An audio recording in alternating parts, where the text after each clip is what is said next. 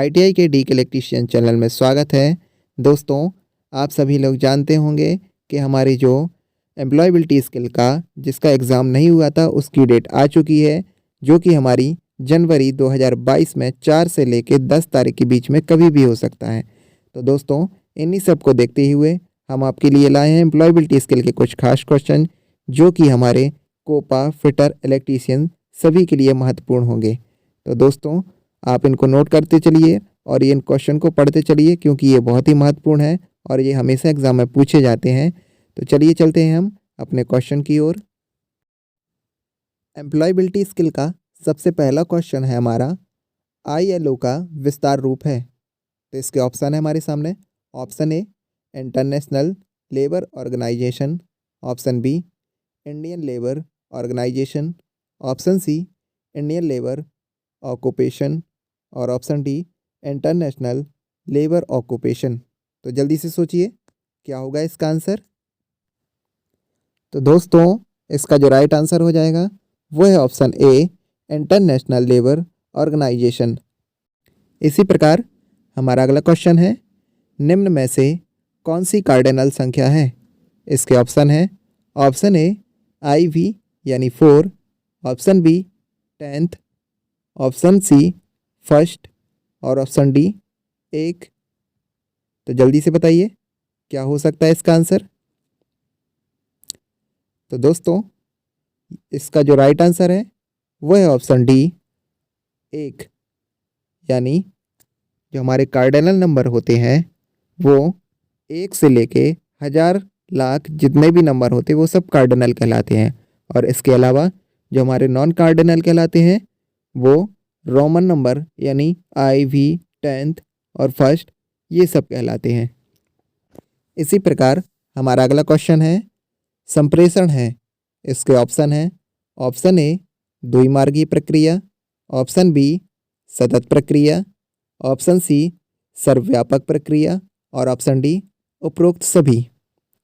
तो जल्दी से सोचिए संप्रेषण क्या है हमारा, किसे कहते हैं हम संप्रेषण, जल्दी बताइए। तो दोस्तों, इसका जो राइट आंसर है वो है ऑप्शन डी उपरोक्त सभी। यानी जो हमारा संप्रेषण होता है द्विमार्गीय यानी इसमें 2 पक्षकार होते हैं, सतत प्रक्रिया यानी लगातार चलने वाली प्रक्रिया और सर्वव्यापक मतलब पूरी फैली हुई प्रक्रिया होती है। हमारा अगला क्वेश्चन है, निम्न में से कौन से एक दस्तावेज KYC मानदंडों को पूरा करने के लिए स्वीकार नहीं है। तो इसके ऑप्शन है हमारे पास। Option A voter ID, option B ration card, option C आवासीय प्रमाण पत्र और ऑप्शन डी आय प्रमाण पत्र। दोस्तों, जल्दी से सोचिए क्या होगा इसका आंसर। यानी जब हम KYC कराने जाते हैं तो हमें किसकी आवश्यकता नहीं पड़ती। तो दोस्तों, इसका जो राइट आंसर है वो है आय प्रमाण पत्र। बाकी इसके लिए हमारी जो वोटर ID होती है उसकी भी आवश्यकता पड़ती है, राशन कार्ड और आवासीय प्रमाण पत्र की भी KYC के लिए आवश्यकता पड़ती है। इसी के साथ हमारा अगला क्वेश्चन है, निम्न उत्पादकता के कारण निम्न में से क्या हो सकता है। इसके ऑप्शन है। ऑप्शन ए काम की संरचना, ऑप्शन बी राजनीतिक स्थिरता, ऑप्शन सी प्रति व्यक्ति GDP में कमी और ऑप्शन डी प्रति व्यक्ति GDP में वृद्धि। तो बताइए जल्दी सोच के, अगर उत्पादकता कम होगी तो इससे हमारा क्या होगा। तो दोस्तों, इसका जो राइट आंसर है वो है ऑप्शन सी GDP यानी प्रति व्यक्ति में कमी। यानी हमारी जो उत्पादकता है वो निम्न अर्थात कम है तो हमारी प्रति व्यक्ति GDP में कमी होगी, और अगर उत्पादकता ज़्यादा है तो प्रति व्यक्ति GDP में वृद्धि होगी। इसी प्रकार हमारा अगला क्वेश्चन है, आमने सामने के संचार में टोन ऑफ वॉइस कितना प्रतिशत होता है। तो इसके ऑप्शन है। Option A 7%, option B 38%, option C 55% और ऑप्शन डी 100%। तो जल्दी से सोचिए क्या होगा इसका आंसर। जब हम किसी से सामने संचार करते हैं तो इसका जो वॉइस होता है वो कितना प्रतिशत होता है। तो दोस्तों, इसका जो राइट आंसर है वो है ऑप्शन बी 38%। इसी प्रकार हमारा अगला क्वेश्चन है, निम्न में से कौन ट्रिपल ए सुनवाई का हिस्सा नहीं है? तो इसके ऑप्शन है आपके सामने। Option A anxiety, option B attitude, option C attention और ऑप्शन डी एडजस्टमेंट। तो जल्दी से सोचिए, ट्रिपल ए का हिस्सा कौन नहीं है इसमें? जल्दी से बताइए क्या होगा इसका आंसर। तो दोस्तों, इसका जो राइट आंसर हो जाएगा हमारा ऑप्शन ए एनएक्सटी। और बाकी ट्रिपल ए यानी 3 ए का मतलब होता है एटीट्यूड, अटेंशन और एडजस्टमेंट। या तो ट्रिपल ए का हिस्सा पूछ लिया जाए कि कौन सा है, तो अगर आपके सामने एटीट्यूड, एडजस्टमेंट और अटेंशन इन 3 में से कोई भी दिया हो तो आप उस पर टिक कर देना। और अगर ट्रिपल ए का हिस्सा नहीं है तो इनके अलावा जो भी दिया हो वो ट्रिपल ए का हिस्सा नहीं है। इसी प्रकार हमारा अगला क्वेश्चन है, which one of the following is not an article? तो दोस्तों, इनमें से कौन सा हमारा आर्टिकल नहीं है? तो आप ये पहचान के बताइए। इसके ऑप्शन है हमारे पास। Option A, option B an और ऑप्शन सी द और ऑप्शन डी दिस। तो जल्दी से सोचिए, इनमें से कौन आर्टिकल नहीं है? तो दोस्तों, इसका जो राइट आंसर है वो है ऑप्शन डी दिस। बाकी इसके अलावा हमारे ए, एन और द ये तीनों आर्टिकल होते हैं। इसी प्रकार हमारा अगला क्वेश्चन है, कैजन शब्द है? इसके ऑप्शन है। ऑप्शन ए कोरियन शब्द, ऑप्शन बी चीनी शब्द, ऑप्शन सी थाई शब्द और ऑप्शन डी जापानी शब्द। तो क्या होगा इसका आंसर? जल्दी से बताइए। तो दोस्तों, इसका जो राइट आंसर है वो है ऑप्शन डी जापानी शब्द। ये जो हमारा कैजन शब्द होता है वो एक जापानी शब्द होता है। इसी प्रकार हमारा अगला क्वेश्चन है, न्यूनतम लेना, अधिकतम देना और श्रेष्ठतम जीना, यह किसकी परिभाषा है? तो इसके ऑप्शन है हमारे पास। ऑप्शन ए उत्पादन, ऑप्शन बी सकल घरेलू उत्पाद, ऑप्शन सी उत्पादकता और ऑप्शन डी उक्त सभी। तो जल्दी से बताइए क्या हो सकता है इसका आंसर। इसका जो राइट आंसर है वो है ऑप्शन सी उत्पादकता। बाकी हम सभी उत्पादन समझते ही हैं, और ये जो हमारा सकल घरेलू उत्पाद होता है वो एक वित्तीय वर्ष में उत्पादित सभी अंतिम वस्तुओं का मूल्य होता है। तो इसी प्रकार हमारा अगला क्वेश्चन है, लक्ष्यों को निम्न में से किस रूप में श्रेणीबद्ध किया जाता है? तो इसके ऑप्शन है। ऑप्शन ए गुड और बैड, ऑप्शन बी इनर और आउटर, ऑप्शन सी इंस्टेंसिक एवं एक्सटेंसिक और ऑप्शन डी शॉर्ट टर्म और लॉन्ग टर्म। तो जल्दी से सोचिए क्या होगा इसका आंसर। तो दोस्तों, हम लक्ष्यों को श्रेणीबद्ध शॉर्ट टर्म और लॉन्ग टर्म में करते हैं, तो जो इसका राइट आंसर हो जाएगा ऑप्शन डी। इसी प्रकार हमारा अगला क्वेश्चन है, एटीएम का पूरा नाम है? तो इसके ऑप्शन है। Option A automatic transaction machine, option B automated teller machine, option C any time money, option D none. तो जल्दी से सोचिए, बहुत ही सिंपल क्वेश्चन है ये। तो दोस्तों, इसका जो राइट आंसर हो जाएगा वो है option B automated teller machine. इसी प्रकार हमारा अगला क्वेश्चन है, उत्पादकता को प्रभावित करने वाले घटक हैं? तो इसके ऑप्शन है। ऑप्शन ए दक्षता, ऑप्शन बी पर्यावरण, ऑप्शन सी प्रोत्साहन और ऑप्शन डी उक्त सभी। तो जल्दी से बता दीजिए क्या होगा इसका आंसर। तो दोस्तों, जिससे हमारी उत्पादकता प्रभावित होती है तो पर्यावरण, दक्षता और प्रोत्साहन, इन सभी से। तो इनका जो राइट आंसर हो जाएगा वो हो जाएगा ऑप्शन डी। इसी प्रकार हमारा अगला क्वेश्चन है, 1960 के दशक में एटीएम को किस नाम से जाना जाता था? तो इसके ऑप्शन है। Option A banking, option B banking machine, option C bankogram और ऑप्शन डी नेटवर्क। तो जल्दी से बताइए क्या होगा इसका आंसर। तो दोस्तों इसका जो राइट आंसर हो जाएगा वो होगा ऑप्शन सी, बैंकोग्राफ। यहाँ बैंकोग्राम की जगह बैंकोग्राफ होना चाहिए था। तो जिसका राइट आंसर होगा वो होगा बैंकोग्राफ। इसी प्रकार हमारा अगला क्वेश्चन है, आईएसओ की स्थापना की गई। तो इसके ऑप्शन है, ऑप्शन ए 150 देशों में प्रतिनिधियों द्वारा, ऑप्शन बी 1947 में, ऑप्शन सी स्विट्जरलैंड के जेनेवा शहर में, और ऑप्शन डी उपरोक्त सभी। तो जल्दी से सोचिए क्या होगा इसका आंसर। तो दोस्तों हमारी जो आईएसओ की जो स्थापना है वो 150 देशों के प्रतिनिधियों द्वारा 1947 में स्विट्जरलैंड के जेनेवा शहर में की गई। तो जो इसका राइट आंसर हो जाएगा वो है ऑप्शन डी, उपरोक्त सभी। हमारा अगला क्वेश्चन है, which one is not a vowel.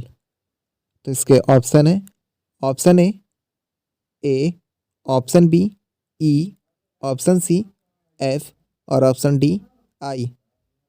तो जल्दी से सोचिए इनमें से हमारा वोवेल यानी स्वर कौन सा नहीं है। तो दोस्तों इसका जो राइट आंसर हो जाएगा वो हो जाएगा ऑप्शन सी एफ। हमारे जो वोवेल नहीं है वो है एफ।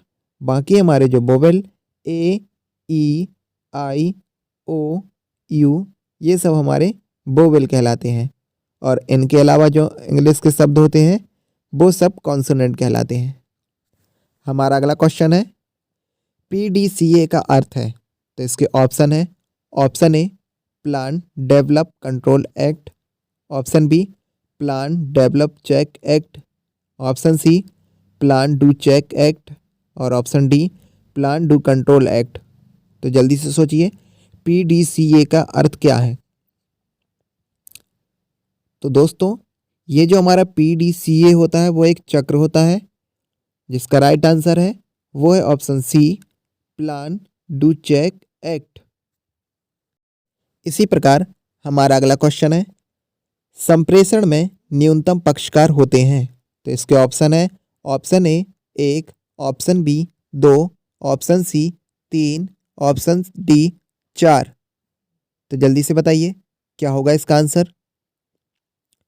तो दोस्तों इसका जो राइट आंसर है वो है ऑप्शन बी 2, यानी एक संप्रेषण में भेजने वाला होता है और जो दूसरा होता है वो प्राप्त करने वाला होता है। इसी प्रकार हमारा अगला क्वेश्चन है, ईपीएफ एक्ट 1962 के अनुसार मूल वेतन से न्यूनतम प्रतिशत कर्मचारियों का अंशदान क्या है। तो इसके ऑप्शन है, option A 8.5%, option B 9.0%, option C 12%, और ऑप्शन डी 12.5%। तो जल्दी से बताइए जो हमारे कर्मचारियों का अंशदान होता है वो कितने प्रतिशत होता है।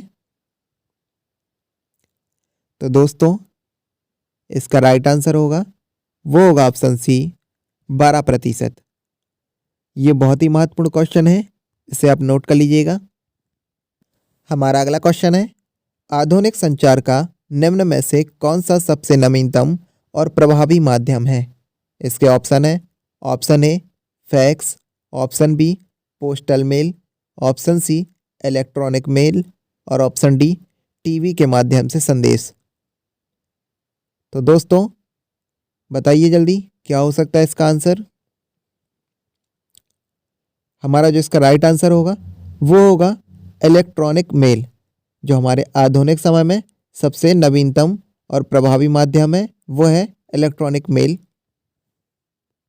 इसी प्रकार हमारा अगला क्वेश्चन है, आप किसी एटीएम से 500 रुपये निकालते हैं, एटीएम मशीन आपको 5000 देती है, निम्न में से नैतिक दृष्टिकोण से क्या सही है। तो इसके ऑप्शन है, ऑप्शन ए शिकायत करें, ऑप्शन बी धन ले लें, और ऑप्शन सी धन एटीएम के पास छोड़ दें, और ऑप्शन डी धन किसी गरीब को दे दें। तो जल्दी से बताइए दोस्तों, अगर आप किसी एटीएम से 500 रुपये निकालने जा रहे हैं और आपके एटीएम से 5,000 रुपये निकल जाए तो उसको हम क्या करेंगे? धन ले लेंगे या एटीएम के पास छोड़ेंगे या धन किसी गरीब को दे देंगे या फिर हम शिकायत करेंगे। तो दोस्तों इसका जो राइट आंसर होगा वो होगा ऑप्शन ए, शिकायत करें। यानी हम इनकी जो एटीएम हेल्पलाइन होती है उन पे हम क्या करेंगे? शिकायत करेंगे। इसी प्रकार हमारा अगला क्वेश्चन है, जीडीआई का अर्थ है। तो इसके ऑप्शन है, option A gross development investment, option B gross development income और option C gross domestic income और ऑप्शन डी नन, यानी इनमें से कोई नहीं। तो जल्दी सोचिए क्या होगा इसका आंसर। दोस्तों हमारा जो जीडीआई का अर्थ है वो हो जाएगा option C, gross domestic income. ये बहुत ही महत्वपूर्ण क्वेश्चन है, इसे नोट कर लीजिएगा आप। इसी प्रकार हमारा अगला क्वेश्चन है, अप्रेंटिस एक्ट भारत सरकार के द्वारा कब लागू किया गया? तो इसके ऑप्शन है, option A 1948, option B 1957, option C 1961 और ऑप्शन डी 1965। तो जल्दी से सोचिए क्या होगा इसका आंसर, जल्दी से बता दीजिए। तो दोस्तों हमारा जो अप्रेंटिस एक्ट वो भारत सरकार के द्वारा जो लागू किया गया था 1961 में। तो जो इसका राइट आंसर हो जाएगा वो हो जाएगा ऑप्शन सी। इसी प्रकार हमारा अगला क्वेश्चन है, उत्पादकता यानी P = क्या होगा? तो इसके ऑप्शन है, ऑप्शन ए कुल उत्पादन यानी आउटपुट बटे प्रयुक्त साधन यानी इनपुट और ऑप्शन बी प्रयुक्त साधन इनपुट बटे कुल उत्पादन आउटपुट और ऑप्शन सी कुल उत्पादन आउटपुट माइनस प्रयुक्त साधन इनपुट और ऑप्शन डी इनमें से कोई नहीं। तो जल्दी से सोचिए क्या हो सकता है इसका आंसर। तो दोस्तों हमारा जो दूसरे का जो आंसर हो जाएगा वो हो जाएगा ऑप्शन ए, आउटपुट बटे इनपुट यानी कुल उत्पादन बटे प्रयुक्त साधन। तो दोस्तों हमारी ये वीडियो यहीं पे ख़त्म होती है। आप ये बताइए हमको ये आपको क्वेश्चन कैसे लगे। दोस्तों ये बहुत ही महत्वपूर्ण क्वेश्चन थे जो अक्सर एग्ज़ाम में पूछे जाते हैं, तो आप इनकी अच्छे से तैयारी कर लीजिएगा और हमारे एग्ज़ाम होने वाले हैं तो इनके लिए ये बहुत ही महत्वपूर्ण क्वेश्चन है। अब हम अगली वीडियो में आपको कुछ कंप्यूटर से रिलेटेड क्वेश्चन लाएंगे। Thank you.